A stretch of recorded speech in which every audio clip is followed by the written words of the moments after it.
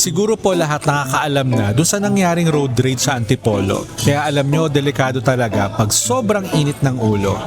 Paano nga ba natin maiiwasan yung mga road rage? Alamin po natin. Kung lagi ka nagmamadali, mas mainit ang ulo mo sa daan. Kaya umalis ng mas maaga para may oras ka sa traffic at aberya. Kung may sumingit o hindi nagsignal, wag mo naman dibdibin. Baka pagod lang o hindi sanay, hindi yan personal attack. Mag-play ng music o favorite playlist mo, nakakabawas ng stress at mas chill ka magmaneho. Kapag umiinit na ang ulo mo, huminga ng malalim ng 3 beses. Simple pero epektibo para bumaba ang tensyon. Sa kalsada, mas mahalaga ang safety kaysa sa pride mo. Mas okay nang maging kalmado kaysa makasakit ka o makasama ka sa aksidente.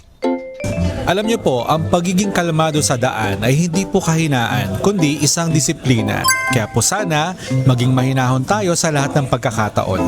Sana po may natutuhan kayo at laging tatandaan, mapalad po ang tao na nakakasumpo ng karunungan at ang tao na nagtatamo ng kaunawaan.